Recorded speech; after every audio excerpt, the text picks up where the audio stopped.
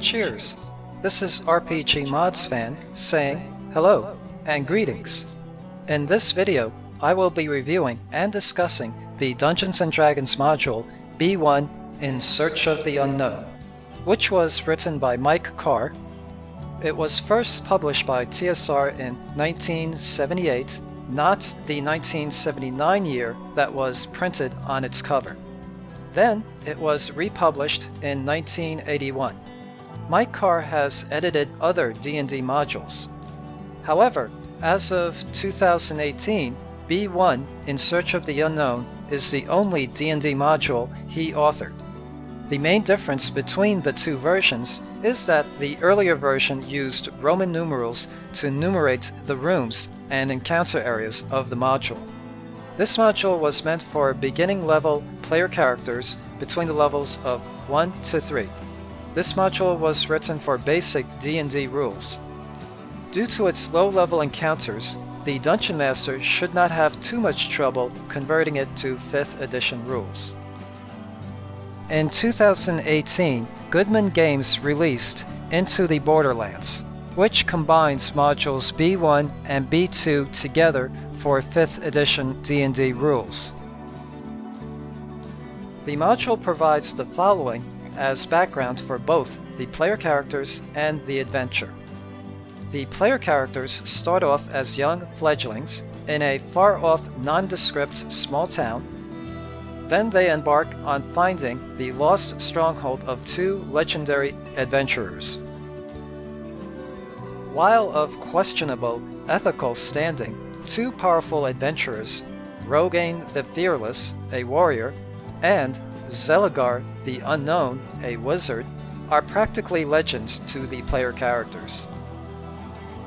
Rumors and stories have surfaced about Rogaine and Zeligar jointly building a stronghold deep in the wilderness, away from traveled routes and high upon a craggy hill.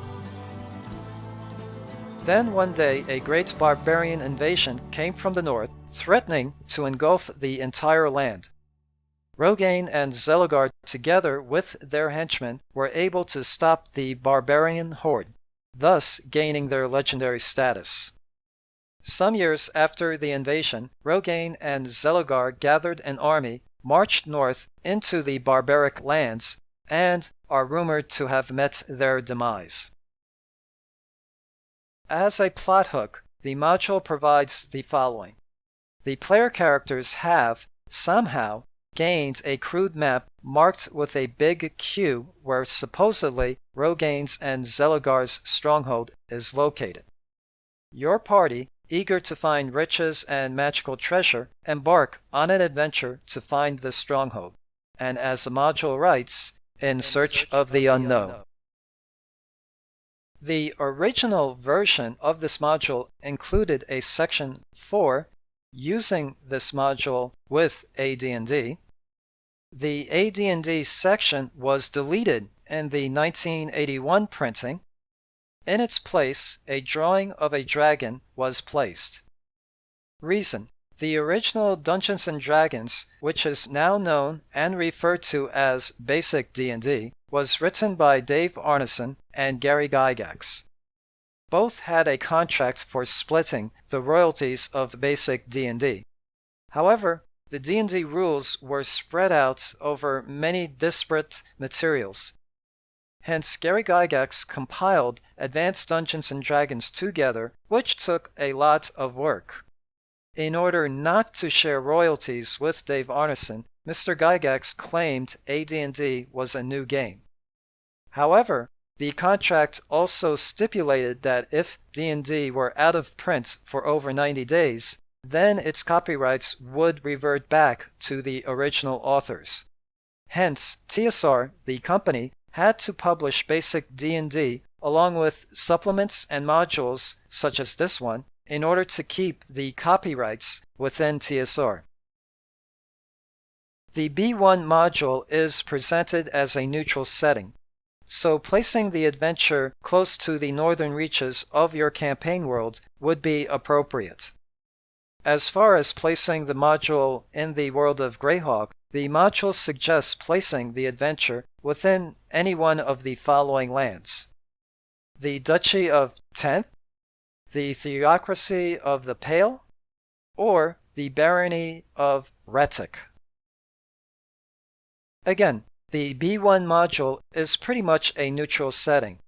In the Forgotten Realms setting, any place in the Northern Reaches would be appropriate to have this adventure take place in. The B1 module is very basic. It assumes the Dungeon Master and the player characters are playing Dungeons & Dragons for their first time.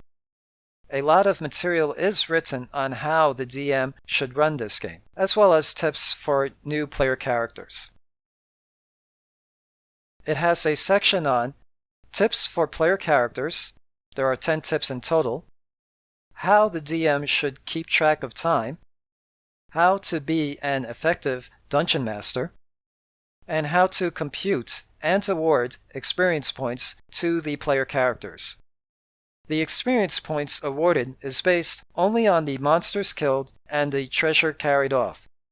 To me, this method of awarding experience points is lacking and improper, because if there are no other alternatives to gaining experience points, your player characters will degenerate into murdering hobos.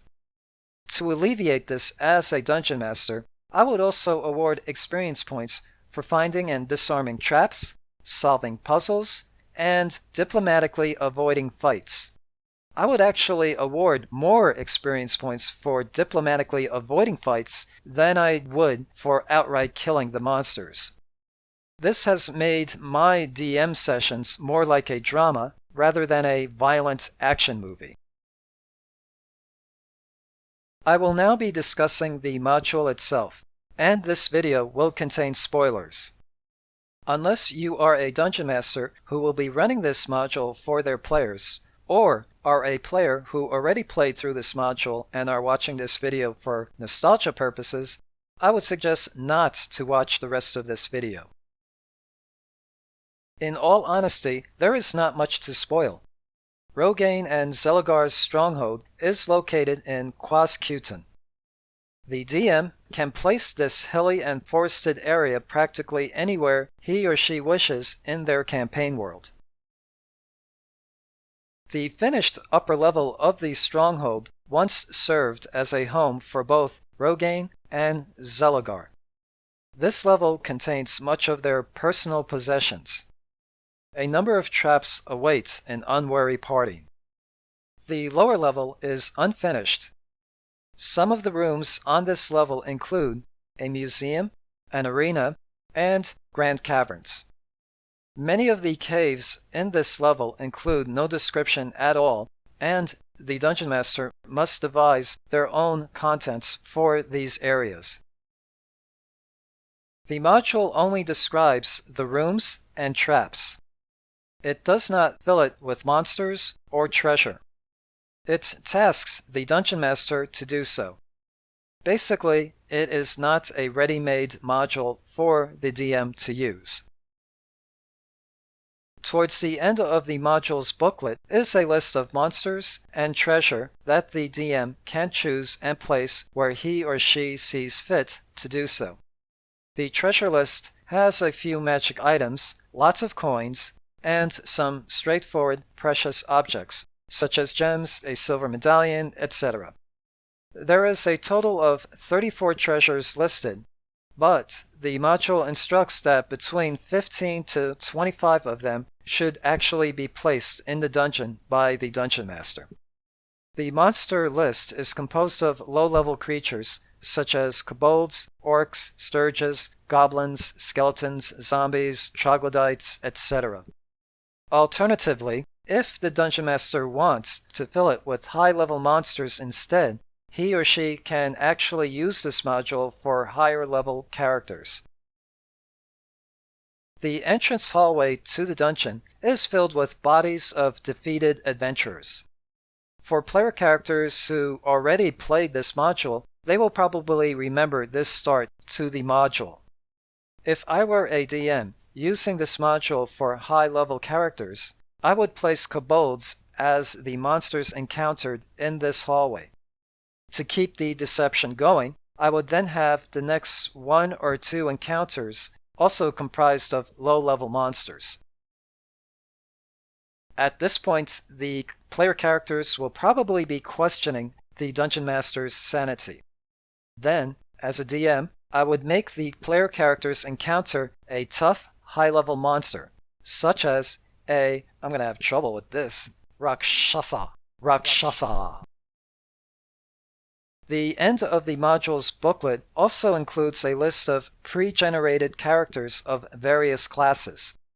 As a DM, I prefer my players to generate and create their own characters, and not to use one of the pre-generated characters in the module.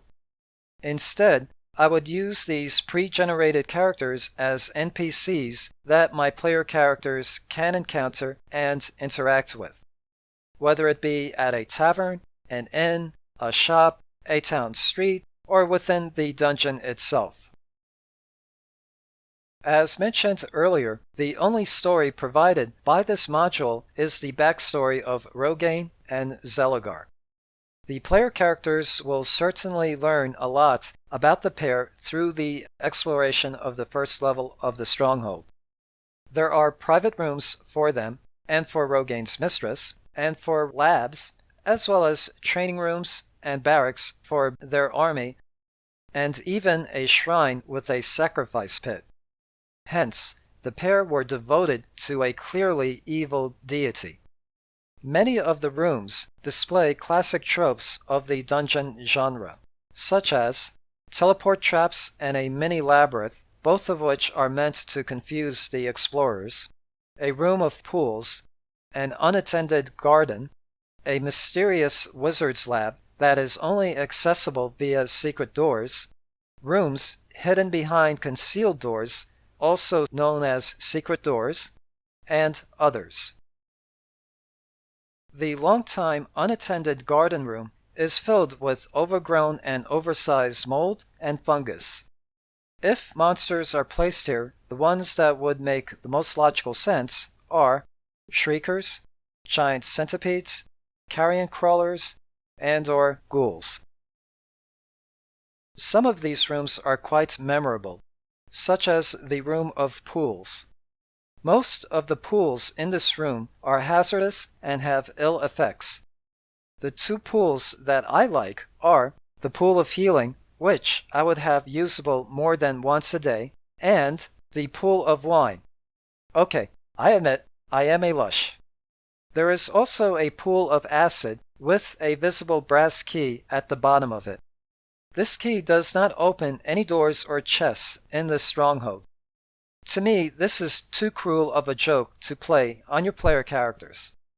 As a Dungeon Master, I would have the key open something in this adventure, or perhaps something in a future adventure.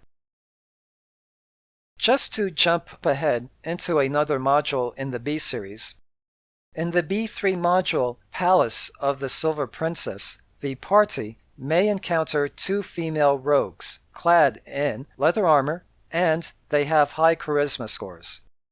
Their names are Candela and Duchess.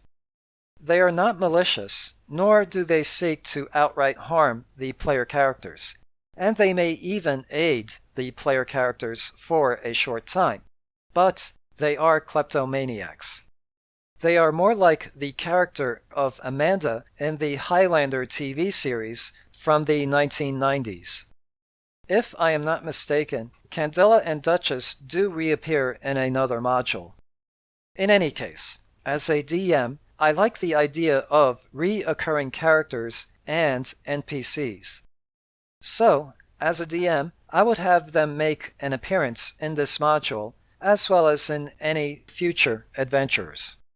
Just like Amanda in the Highlander TV series, you can have Candela and Duchess occasionally getting into trouble, and help is needed from the player characters to get them out of it. Oh, and did I mention they are kleptomaniacs? Below the stronghold is a set of caves and caverns.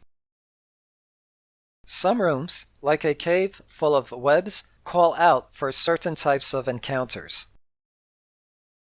Due to the back cover art, it is very tempting to place troglodytes near the upper left corner of the map. Within cavern number 56 is a statue. Not much detail is given about it. As a dungeon master, I would use this as an opportunity to be creative and to do something here that would link this adventure with the next adventure that you plan on taking your player characters through. As a wild idea, and just as an example, have the statue be of the demon Zogd Moy, and have this cavern filled with her cultist followers. This would then link this module to the T-series known as the Temple of Elemental Evil. If you wish, you can also run this module in conjunction with the D&D Module B2 Keep on the Borderlands. Just place Rogain's and Zeligar's stronghold near the Cave of the Unknown. The one thing that has never made sense to me is why Rogain and Zeligar left no one to guard their stronghold when they left with their army to fight the barbarians in the north. Here is how I would resolve it and give some life and credibility to this module. Rogain and Zeligar did leave a small contingent of 10 men to guard the stronghold, along with funds for their wages. These guards were able to easily fend off any monster attacks.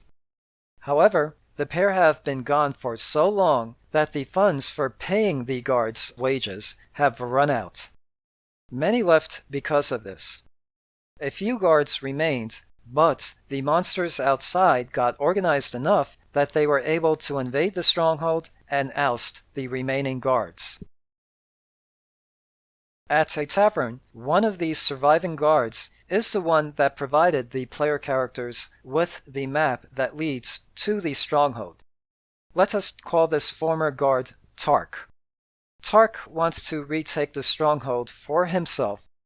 He has given the map in hopes that the player characters will clear out the stronghold of the invading monsters. He and his followers will then wait in hiding outside the stronghold as the player characters are entering.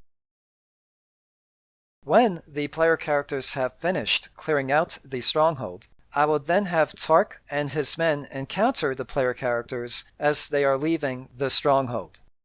Tark will thank the player characters for clearing out the stronghold and declares that the stronghold is now his. How the encounter goes from here should depend on the friendliness or hostility of the player characters.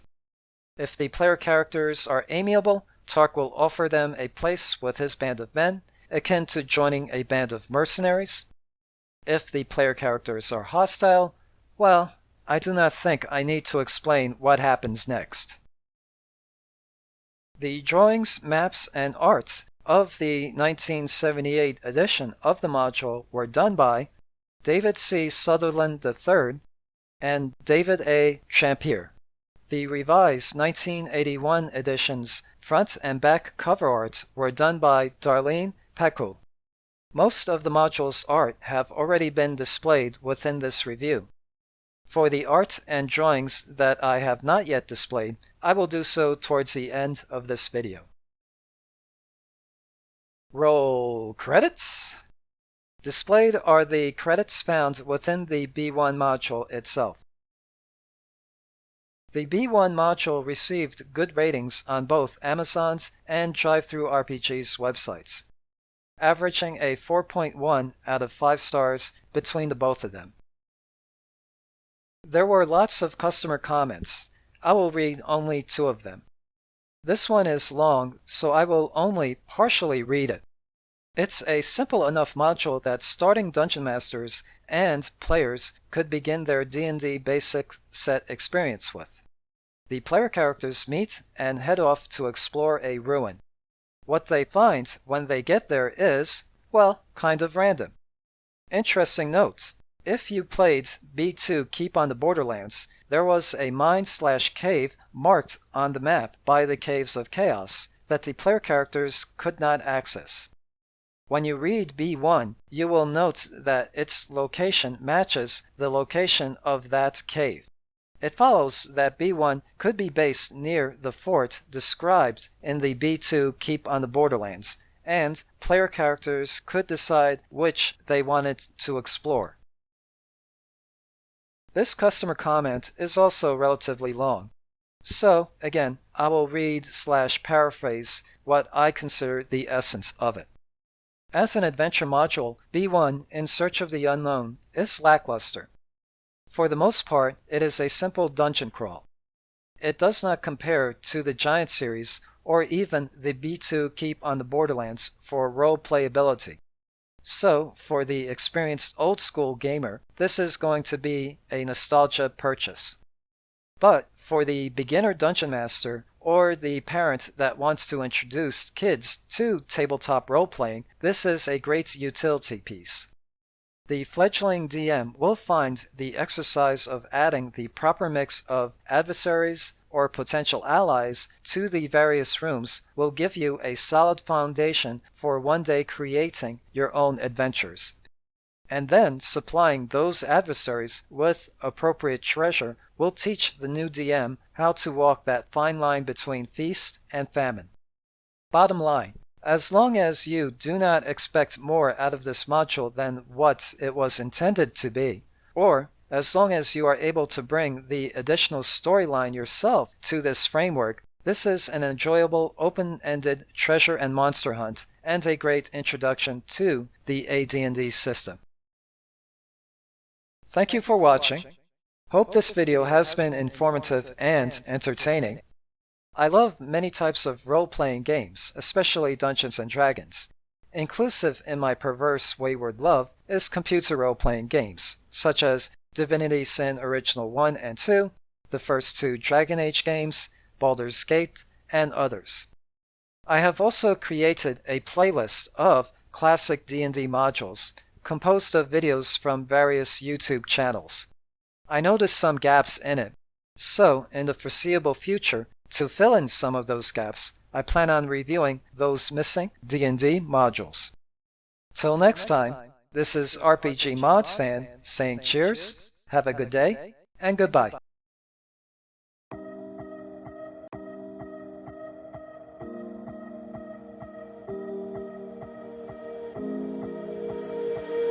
I never really knew that it was over till the quiet and the echoes became colder. And I never really knew that it was over till the quiet and the echoes became colder.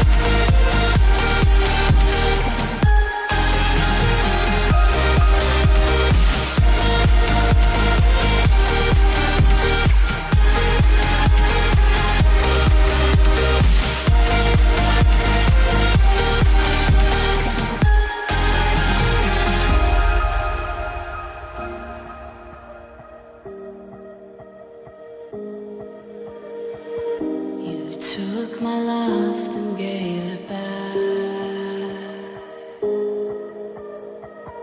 It's yours to leave, but it won't keep me from this heart.